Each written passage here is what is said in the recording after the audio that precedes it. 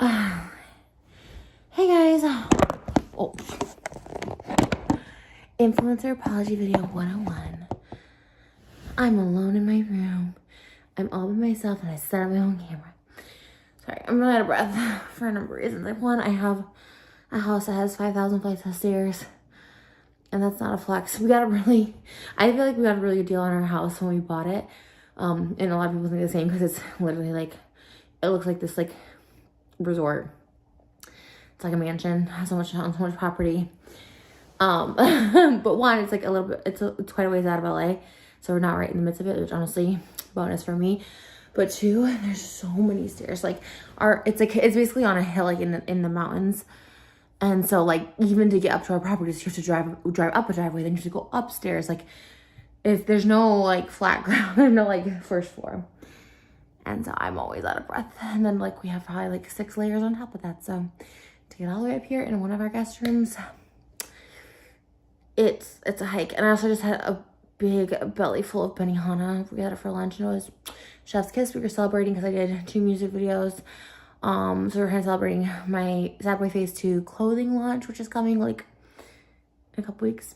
I'm really excited for you guys to like see that and be able to buy it. I'm like, fingers crossed it goes well. And then we did a music video, and then I'm doing new Sad Boy music. So it was kind of like, after 2 days of shooting full, like, let's go celebrate and have benihana. I know it's so delicious. But that is all why I'm making this video. Actually, I have like a whole string of consciousness. You know, like, sometimes you just want to like just have your voice be heard. I don't know. Or just somebody I want to talk to. I really don't care if like people hear this, but this is my second channel, and so I was like, this is my channel for when I want to say something now about current things. And this is no drama. This is actually like something that's been like weighing on my heart. And like really nice. Lately I've been getting like really great like TikTok. I really love it. It's like, I love it for a number of reasons. One, I was like getting like a lot of views over there, so that made me feel good, like, right, because my YouTube channels, like, they were getting like under 100,000, which is totally fine, whatever. And now they're doing better. They're getting like 200,000 and above. And that's just how YouTube works. You're just always in waves, especially when you've been doing it as long as I have, which I started at 18 and now I'm 30, maybe 33 this year, which is insane. So I like TikTok for that. I also like TikTok because, like, I think obviously through frenemies, a lot of people have gotten to know me, but I feel like TikTok kind of understands me. Is that weird to say? I don't know, because it's like, it's not a younger generation, which I actually, like, again, I really appreciate. I'm not one of those millennials that are like, oh, Gen Z is so annoying. Like, I actually think that Gen Z is really woke, and that's not just me trying to get like Gen Z people on my side, but I think they're really like woke and open and just like open, which is great. I think millennials are very I know millennials are really close-minded, and they're very like, no, you have to have a label. And I, as a millennial, like labels sometimes, and sometimes it feels good to like label yourself as something, right? Having an identity, having some sort of something to be a part of, a community to belong to, right? That's what I love. That's what I've longed for. It's why I think I like to explore different cultures, and I like to, some would say, even like copy other people's cultures. You know, like I really get attached to like the person that I'm with. Obviously my fiance is, you know, Jewish, Israeli, all that stuff like that, speaks Hebrew, and I get really into that. Because I think it's cool. I've never really had a sense of belonging, right? And so I do like labels for that reason. A lot of people, I don't like labels. But what I think is really cool is my friend Gigi, who actually, she just texted me not that long ago, a couple weeks ago, just said hey, and like showed me this like purse she got from like a party of mine from years ago. I still use it. It was like this like cheap little purse, and her and Tiffany like still use it. I thought it was like really cool, and I haven't really spoken to Gigi in a while because the pandemic hit, and like, you know, I went to her wedding and I used to hang out at Nat's and her houses and stuff, and like I loved all of them. I loved their crew. They were always like, we never had a falling out. I just like loved them, you know, but the pandemic hit, whatever. And then I just heard from her recently, which was so funny because I was making my wedding guest list and I was going through my phone, and you know, you go through and you're like, hey, who? And I did go to Gigi's wedding. So I'm like, oh, I would love to invite Gigi, but of course, like I haven't seen her or her husband in like a really long time. And but like Tiffany and Hillary, they came to my birthday, and like even without Gigi and Nat. So I just like, I really love that group of people. Like I hung out with them and I really love them. They've always been super open and just loving and just really supportive through literally everything that I've been through. And So I mean, gender and sexuality, I don't really talk with a lot of people about, period. Not really my family, because it's really uncomfortable for me to talk about my family.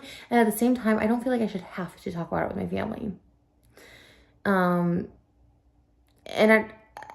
you know what I mean? I don't know. It's a weird thing. And then, because it's like, it's just me. I've talked about it with partners in the past, and they get weirded out by it. So then I kind of shut off talking about it until my current relationship. That's a different story. I'll talk about that a little later.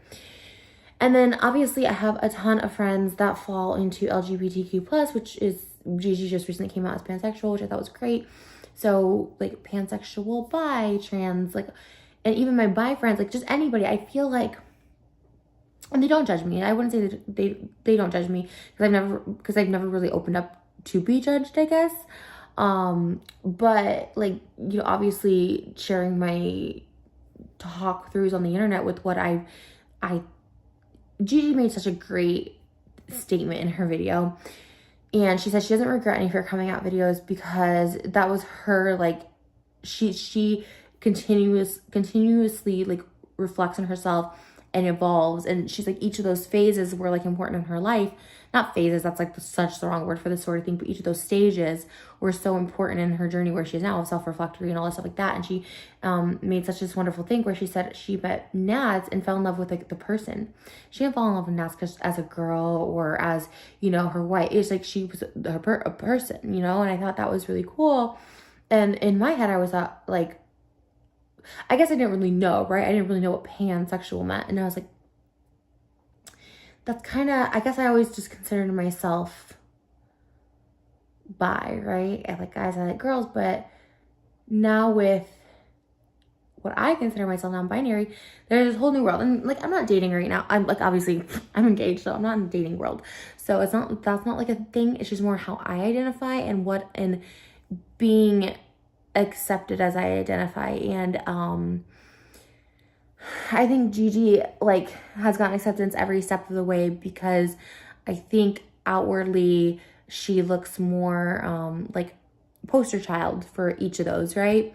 And that's great, because there should be poster child for, like, you know, she was definitely the prominent leader of like trans, like just equality and trans awareness and trans, like just all of that stuff on YouTube. Like no one really talked about it, and I thought that was, she's a trailblazer for sure.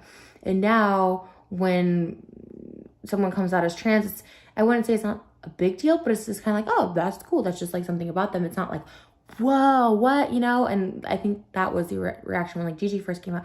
Everyone was just like, oh my God, you know, like it's shocking. And now when someone comes out, you're just like, oh, that's awesome. You know, it's not, it's really just normal. And it is, because it's just gender. And so with non-binary, and I have to give credit to TikTok and Gen Zers, I finally, like, that feels like the perfect label for me, right? Because I think people look at me and they always just think of me as a cis female that's heterosexual, because most of my public relationships have been with straight men. I've been with gay men, I've been with bi men, I've been with women, I've been with trans women, and I've been with non-binary people without realizing that they're non-binary people, because they didn't really have a label. But when I was dating, there weren't labels of they, them, which I think is so important now. And I honestly, if I had children, I would raise them as them, they, them. I wouldn't give them pronouns, because pronouns, and I never thought pronouns were that big of a deal. But for me, it really affects how I feel comfortable. And I'm gonna get really emotional, but a lot of people will say, Trisha, like you, but oh my God, I'm gonna get so emotional, sorry. Like you look, like my relationship now, like you look so happy. You can tell Trisha's really comfortable, and I feel so safe. I feel so comfortable. I feel so confident in my relationship, and it has zero to do with me thinking I'm hot or anything, or like, no, like I still have those insecurities, so like my looks, but those are my insecurities. But in this relationship, I've never felt more loved, accepted, safe, and secure as I have with Moses. And see, now I gotta do this when he's not here, because like it's hard for me to like express how like this to him, how like he knows, but like I like today in the car, we were going to Benihana, and we watched Gigi's coming out video. And he was asking me the difference between pansexual and non-binary, and he knows what non-binary means. And non-binary covers a broad spectrum of things. You could just not have a gender. You could be genderless. You could go between genders, which applies to me. Being non-binary means you can switch genders day to day or even hour to hour sometimes. And so, like, we've already gone through that with therapy and stuff, and he understands that, but then he was trying to figure out, like, the difference between that and pansexual, because the way Gigi was saying is, like, you know, she fell in love with the person, which is how he, I think, views me, is he fell in love with me as a person. So it doesn't matter that I'm gender fluid. So you could be gender fluid, you could be agender, you could be non-gender, you could change genders, you could be all that stuff. And so he really fell in love with me as a person, and I know a lot of people would be like, because of course he'll get the jokes, I guess, of people being like, oh, so that means you're gay because you're dating Trish who's trans or whatever. And, you know, he did a TikTok the other day, and, like, thank God it was real well received, because I was kind of nervous for him to post. It was totally his idea. And it was, yeah, this is a TikTok trend for I hate all men, but when he loves me, that one. Like, he showed it to me, and I, like, bawled. I, like, bursted into tears, because I do have days where I really identify as he, him. I really identify as a man, and it makes me feel safe when I identify as when I'm male. Like, I feel very safe to go out. I feel very safe interacting with people that way. Just my day-to-day being, you know, naked and being comfortable in my body. When I'm male, when I identify as that, it's just, I feel so much more confident. But because my shell a lot of times won't match that of a male, but more of a cis female or a girly girl or a drag queen or whatever,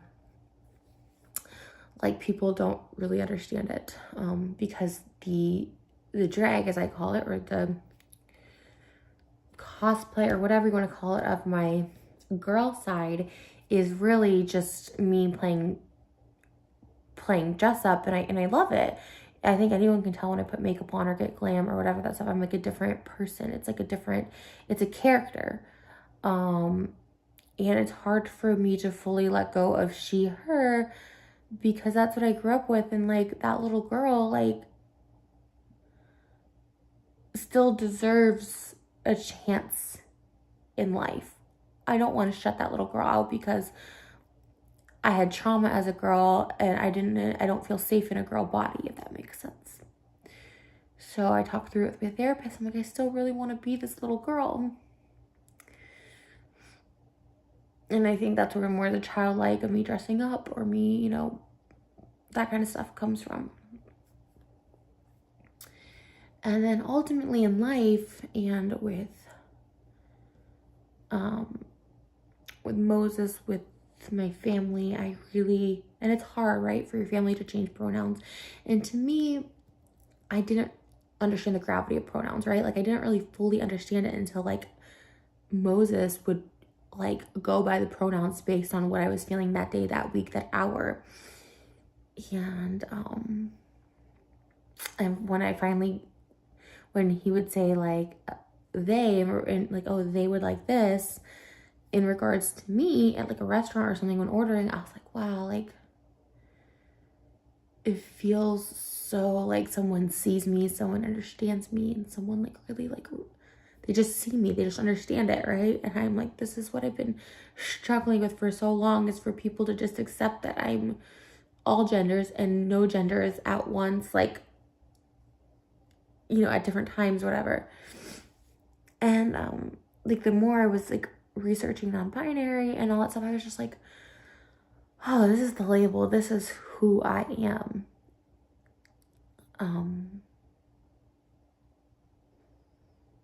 And sometimes it's okay to not have an identity and not have a sense of who I am. And a lot of times I'm a they, in the sense that I don't know, but I am a person. And like, it's so hard to explain. and it's okay if I'm just a person, that day, if I'm, I don't want to be called her, I don't want to be called him on certain days. And it's wonderful to have someone just like love me. But again, that has nothing to do with sexuality. That's why I explained to Moses is like, okay, sexuality and gender identity have nothing to do with each other. And that's why, like, I don't want to talk about this because like honestly, it was like a really triggering experience for me.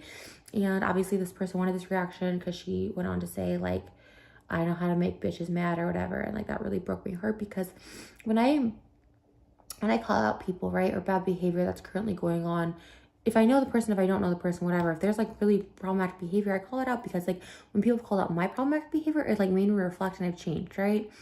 And like, that's truly what I want. And sometimes I go about it the wrong way or whatever, or sometimes I come across sassy or dramatic, or because of who I am, it's like, okay, Trisha, but you also had this in your past, which is fine. But sometimes it gets really nasty. And this girl took it to a really nasty place and I really, really didn't like it. Because she brought up a lot of stuff, and I could talk about it, or, I'll talk about it all day long. She brought up stuff that, there was an incident, like, early on in and I talked about this on Frenemies, but it's a lot, it's kind of triggering to bring up, that I had physically, like, hit Moses in the arm out of a rage in a fight, really early on in our relationship. Actually, we weren't even dating yet. Just when we were hanging out or whatever. And I've never have been physically like abusive like that, right? And now people take that and use that against me, and I understand that, and it's not a pattern of behavior, but it doesn't make an excuse. But it's not this pattern of behavior. It happened once, and we've like worked really hard to work through that. And like, I don't know. In my head, in my mind, I don't deserve it. Like, my therapist would be like, stop saying that. Like, if he forgives you, like, you do deserve love, you are worthy. But like, in my head, I don't deserve him because I never thought I would deserve an apology. That was really low. And that was like one of the lowest points in my life. And it was something that I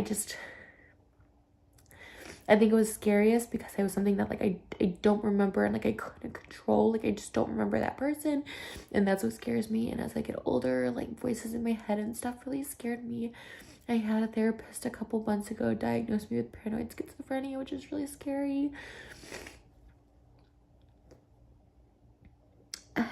So, and I've been trying to like deal with it the best way I can. So I made like a TikTok about it, kind of like lightheartedly, because it's just like, it's just like a lot, because I'm just scared it's gonna get worse. And I think I'm really active at working through my steps and stuff with what to do when I hear the voices, what to do when I'm like disassociating, when Moses knows when to isolate, when to step away from me, because before it gets heated, we separate. We know when to do that, and it's gotten so much better, especially the BPD. It's been really under control, but now the voices and stuff are really like a lot. But I'm working through that as well. But I think having someone accept your status, which mine's non-binary, and like when he showed me as him, I think some people thought I saw a lot of comments support it, right? They knew what it was, but then some people were like, no, obviously he was trying to make a joke, and he wasn't making a joke. He like showed it to me, because I've been him for a couple weeks. I've been male, and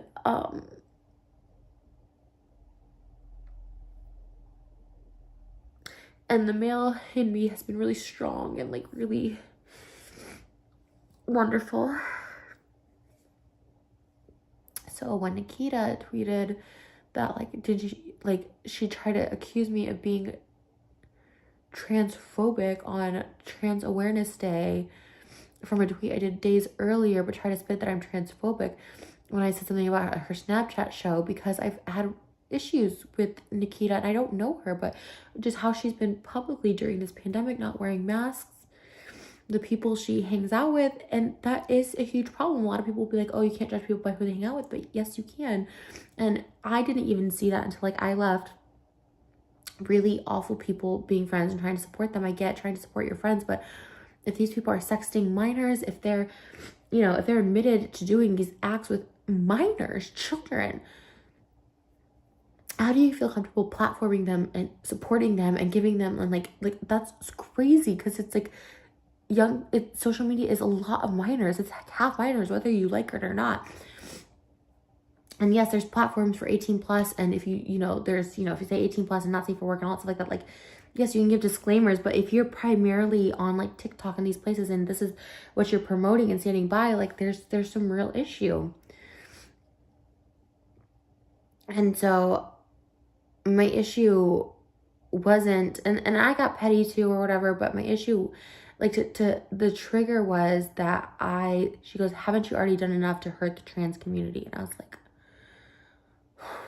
and then she showed a picture from my thumbnail of my trans video where I had my girl aesthetic and then I had my male aesthetic, which a lot of people, including Patrick Starr, has said that, like, that's just me dressing up as a boy. You're not this. And so many people telling me I'm not a gender that I feel in my heart so many times, and I feel safest as, like, just, it triggered me really bad.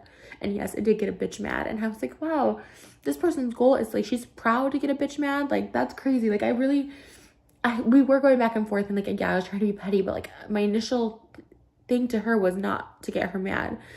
I've stood up for Nikita so many times, even on frenemies, about, like, when Ethan had, like, did that video about Photoshop versus reality so long ago, and then he brought it up again with Dr. Drew, and I was like, okay, but you're showing a picture of someone before Nikita's admitted to surgeries, and so you can't say she's not being forthcoming with her body being paid for. I respect and I applaud that so much. Like, and she was courageous enough to say, yeah, I got work done and stuff, and I applaud that so much. I was, of course, was defending her, and I have defended her, and so, like, that was such a trigger to be like, wow, a trans awareness day trying to bring a trans girl down. It's like, that's so missing the mark, and it was so disheartening because I saw some other people be like, that's not why people have issue with you.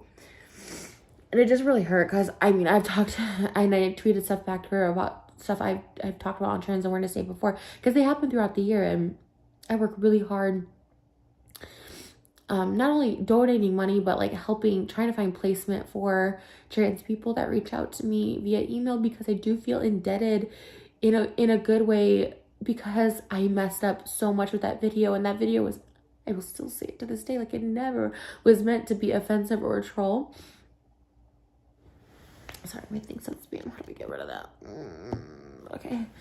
Was never to be offensive or a troll, ever. It came across just, I guess, bad, just wrong. And to be honest, I didn't know non-binary back then. Like, I really just thought, like, I'm really a male. I would like if people would refer to me as that, but then I didn't want to be a joke either, because I look still girl aesthetic, and I just,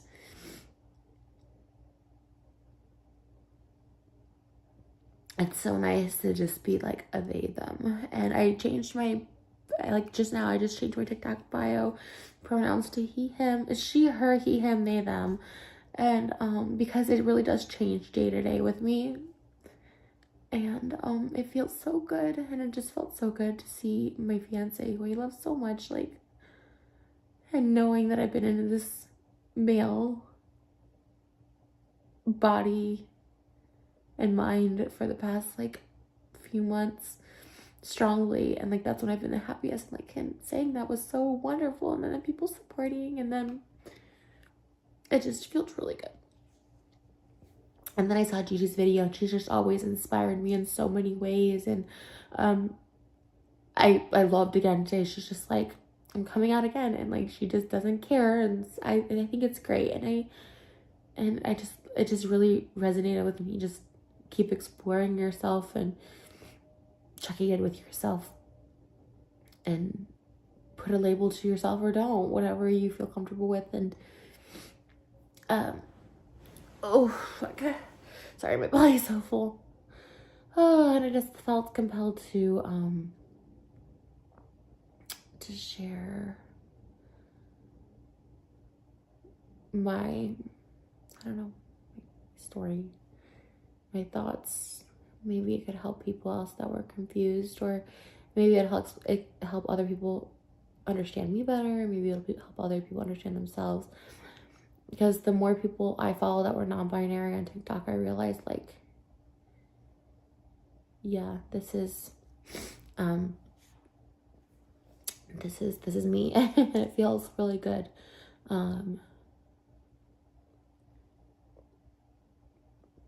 It feels really good to recognize why pronouns are so important. I was very like, oh, I don't really care that much about them, but like, until someone like uses the right pronouns with you and understands them, like, I don't think people can understand. Sorry, it says voicemail. The like relief, it feels like, the satisfaction, the acceptance, the comfort, the safeness, like, oh, someone respects me, someone knows me, someone understands me, and it feels so good. So I'm blabbing, and I don't want anyone, don't send hate to Nikita, don't send hate, and because honestly, you know, it felt really awful. That whole exchange felt really awful on my part too, but just having to relive so many things from my past that like I really have tried to work through. Like I know, and that's why I even stand in front of me and say, where I like never want anyone to put me on a pedestal ever, and people call me a performance activist or whatever. It's like, that's fine, whatever, but I never want to be put on a pedestal. Like, I'm really trying to change. And like, I reach out to people who have said that, like, you know, Trisha's still racist, she's just this, whatever. And I really try to have conversations with people, and I'm open to have conversations with people who don't like me or send me emails. Because I genuinely want to know, like, what do I do that comes across that way? Because I want to stop. Because being people who perceive me as racist in any ways, I really want to know why, so I can stop, because I'm not. That's the ugliest thing in my mind that you could be, is racist or homophobic or any of that stuff. That's so ugly and evil, and I've never been that in my heart ever. Even growing up, like, I've never, like, it was never a thought. Like, people didn't make, where I came from, people didn't make like racist jokes. I think we used to say like, that's so gay or something, so maybe, but it wasn't in a homophobic way. I mean, it is, but it wasn't. Growing up, that meant like, oh, you're weird or being weird, which is so wrong. But we never even made, like, I'm saying, there was no racial anything growing up.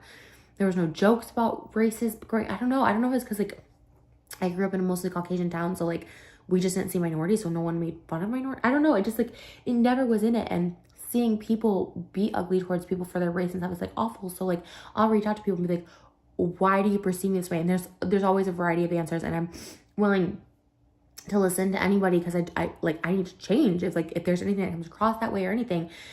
And some people have really helped me and said stuff like, you know, sometimes, you know, being silent about stuff, you know, you show white privilege because you don't have to speak up. Like, you're so outspoken about so many things, but you don't speak up. And my fear was people calling me a performance activist, right? Like, during Black Lives Matter, I did say what I could, but I was so scared of two things. One, people being like, Trish, we don't want Trish. We don't want her defending us because of my problematic past. And two, oh, like, performance activist over here, just, you know, going with what's trendy or whatever. And so I realized, I was like, yeah, I do need to speak up, especially when it's something that I'm passionate about. And I did feel a lot of rage and anger and stuff I wanted to talk about during Black Lives Matter movement. And even now, when it comes to like the Jimmy Fallon thing I talked about on Frenemies, I thought it was important. And the recent stuff with, you know, Stop the Asian Hate, just like, it is stuff that really angers me, and I do need to talk about it when I'm passionate. I just was always really scared because it doesn't directly correlate with me. I don't want people to think I'm like white knighting a situation or jumping on something because it's trendy or just being a performance activist. But then I realized I need to not just care. If people are gonna call me that, they're gonna call me that. It doesn't matter. Like, at least I'm standing up for something that I think is right. And the Jimmy Fallon thing with the not showing the originators of the dance, half of them being minority creators, and not getting I did feel strongly about that, because I'm like, that is some bullshit. It reminded me of like Hairspray, which is a movie that is in the 1960s and segregation, and I was just like, that's some effed up shit that it's like that, like, this white girl can go on Jimmy Fallon with now Charlie and then Addison and do these dances that, you know, a lot of them are smaller creators but also Black creators. And I thought that's some bullshit. I like, they should be able to represent those dances. And you know, surprisingly and gratefully and thankfully, like, you know, Jimmy Fallon did have them on and they looked really happy to be on, and I thought that was great first steps. I mean, granted, like, they should have probably flown them like Addison got. She got a whole interview segment and publicity and stuff like that, and did the dances, and they should have been able to perform them there. But hey, it's this first step, and I think that's important. And I was really happy that, like, everyone's voices, and even if mine on Frenemies contributed to that as well as everyone else's, saying like, hey, let's highlight where this magic started from, which is, you know, whoever originated the dances. And I think that's true for anything. Giving credit where credit is due. And I do need to just speak up more. Being silent sometimes is being complicit, and I'm not gonna do that. And I have strong opinions about a lot of things that don't hurt me or pertain to me directly, and I need to speak up for it more. And ever since my trans video of people thinking that I hurt the trans community or hurting the trans community, like, you know, if like my words obviously did hurt a lot of people, then it was my life's mission from then on to any organization that I've ever played for money or donated money to would always be something trans related, whether it's dealing with trans suicide, trans job placement, trans rights, trans, you know, protecting trans from violence on the streets. Like that became my like life mission, even if it didn't relate to me directly. And so I've just been trying my best. I've been trying my best to just be the best version of myself for no one other than myself. It's very nice that people are very supportive now of me. And I get a lot of people are still angry about it and like, we shouldn't put Trisha on a pedestal. And you shouldn't. Like I messed up a lot in my past. I'm sure I'll mess up in my future. Like there's no way I'm going to be perfect. I really do try and think now before I speak. I try and use my voice for everybody, especially people, the things I feel passionate about.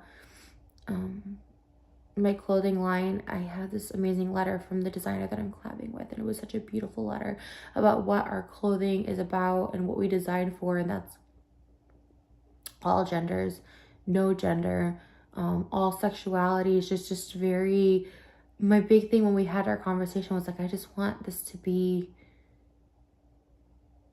gender fluid. I want this to fit me when I'm male, when I'm female, when I'm non-gender, when I'm both genders. You know, it's that was such an important thing for me. And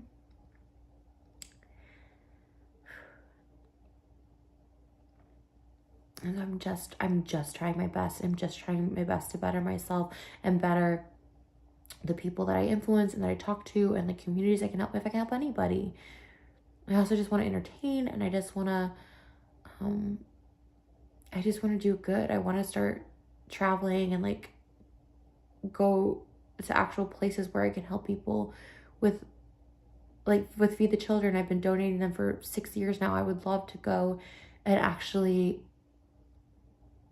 help out, you know, go get them food, interact, get supplies, all that stuff. There's just so much I want to do. And I just, watching that Woody Allen documentary, like it was so disgusting and gross, but like the one good thing I got is I saw Mia Farrow and how wonderful she was and how hands-on she was with going over to like Africa to help kids get their shots and stuff, because she was a polio survivor. There's just so much more I want to do, and people I want to help and I want to adopt. I used to never want to adopt, and I'm like, I want to adopt kids, but I have mental illness, and it's just I just get really overwhelmed. But like I said, I messed up a lot in the past, and I will never shy away from talking about things I messed up on ever. And again, I'm not to be put on a pedestal. There's no way I'm gonna be on the level of a Princess Diana, or, you know, I'm just not. It's too late for me, but I will just try and at least be a better version of myself. And if people think it's just an act or whatever, I mean, I guess it's better people think I'm an act of being a good person than being a shit person or a troll or whatever. All of that to say, I don't know. Be yourself. And Gigi's video was amazing. I'll link hers below. It's okay to evolve. It's okay to change. It's okay to be something one day and something the next. You change your sexuality, change your gender. Hers was really beautiful and eloquent. It just really,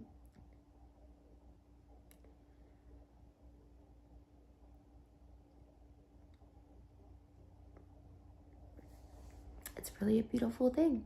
And I'm glad she's still making videos. Gigi's videos were always like such a light, and It was really nice. And yeah. All right, I'm going to go. I love you guys. And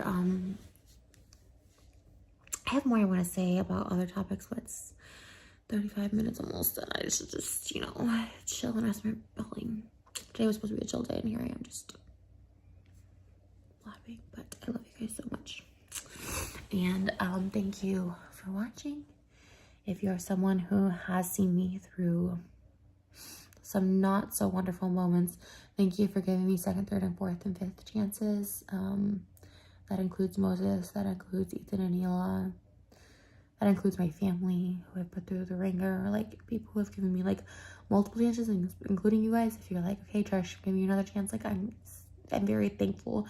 For the first time ever in my life, I feel like I'm finally like feeling comfort and safeness in other people, which I've never felt. I've always just been on the defense, and it feels so nice to like kind of start being able to not show myself, but also be understood, and people seeing me for like what I want to be and who I want to be and stuff. So thank you, because I really don't deserve, when I think about even Ethan and Ela, I don't deserve. They gave me a couple chances, and like I really don't think I deserve them either. And I've just been in my family, like they've given me so many chances. They've taken me back from really horrible things I've done and said. So I'm very fortunate. Sometimes I don't feel like I deserve it. Angel, he does my hair, but he's also a wonderful friend. On the music video yesterday, we talked about some embarrassing things on my end that I was upset with him about when we first met, when I was like 25 or something. I'm just so embarrassed by it. He's like, I love you, and I see you for like who you really are, and I just know, and people just understand me, and like no excuses on my end, you know, whether it's mental illness or whatever. They know I don't mean it or whatever. It's like that stuff that shouldn't, like that just doesn't matter, but they've been able to like understand me, and I've just been sorry,